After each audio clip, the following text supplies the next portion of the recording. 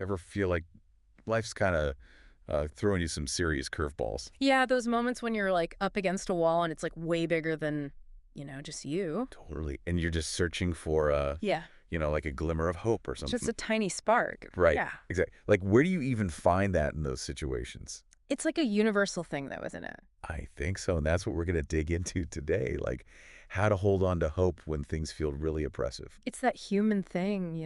Yeah, totally. Looking for a way forward even when it seems impossible. And stories can be so helpful with that, can't they? Oh, absolutely. So we're diving into Animal Farm today by George Orwell. A classic. I mean, most people have probably read it, but we're going deeper this time, looking at how it can actually help us understand power, Looks like how to stay resilient, Yes. which is super relevant. It's an allegory, right? Exactly. It lets us see those power dynamics play out in a way that's like a little removed so it's clearer. You can step.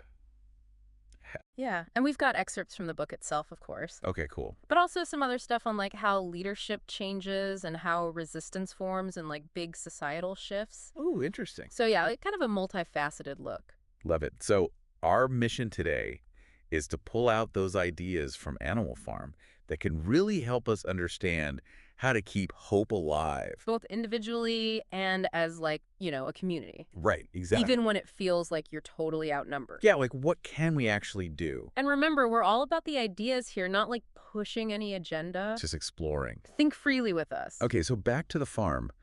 Uh, what was that initial spark that made the animals rebel?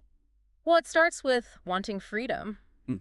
which is pretty universal, right? Totally. They're tired of Mr. Jones exploiting them, Makes sense. and they want to control their own lives. Yeah, who doesn't want that? Exactly. It's that basic desire that drives them. It's powerful. So powerful. And they didn't keep it to themselves either, right? No way. Think about those pigeons spreading the word to other farms. Like little revolutionaries. I love that. And that song, Beasts of England. Their anthem. Right. Yeah.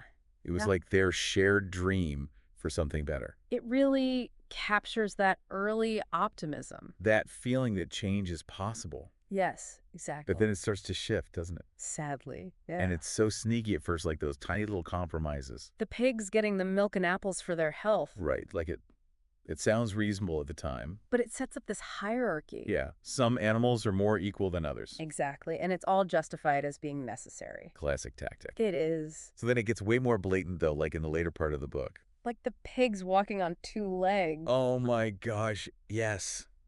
So creepy. It's like they've become human, the very thing they rebelled against. Total betrayal. It really is. And then Napoleon with the whip.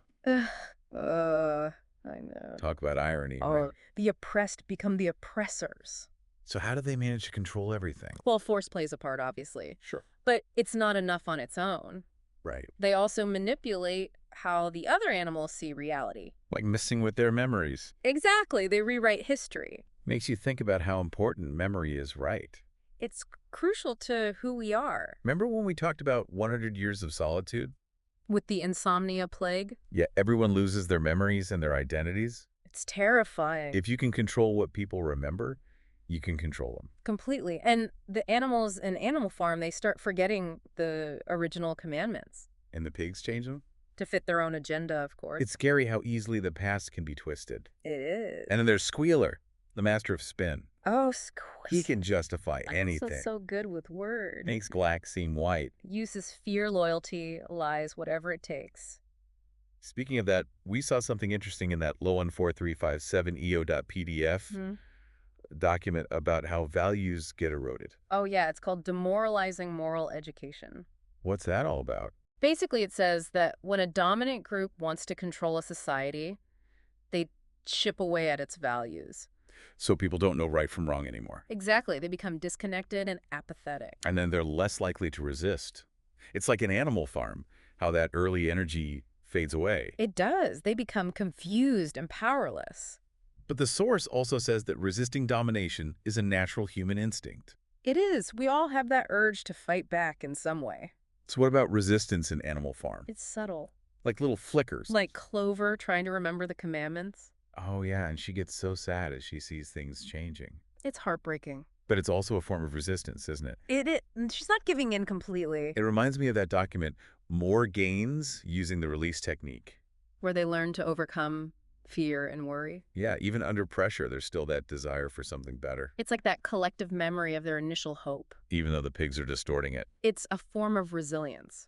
It's like that idea of small creative acts, community, and simple joys, offering hope and strength. That's a great connection. It's hard to find those things in Animal Farm, though, right? Yeah, joy is definitely scarce.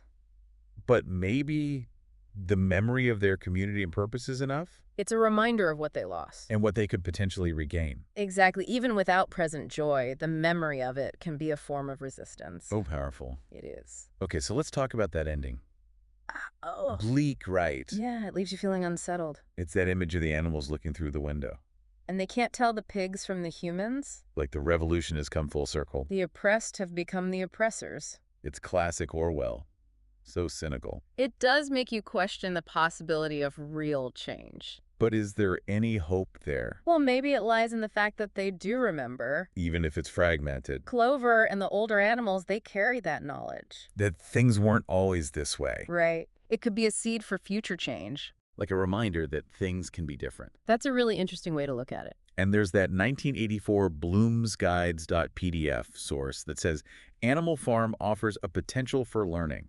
Even if the characters don't achieve immediate liberation. So we, as readers, can learn from their mistakes. Exactly. We can break the cycle Okay, so let's zoom out for a second. beyond the farm. How do these dynamics play out in the real world? Well, Frantz Fanon talks about this in The Wretched of the Earth. What does he say? He says that resistance, even on a small scale, can destabilize the dominant power. Like those little acts of defiance can make a difference. They can create cracks in the system. And then there's Nelson Mandela. A true inspiration. He talks about finding strength and purpose in resisting apartheid. Even in the darkest times. It's amazing. And in The Struggle Is My Life, it talks about mobilizing people around a shared grievance. Like finding that common cause that unites people. Exactly, and offering a vision that captures their imagination.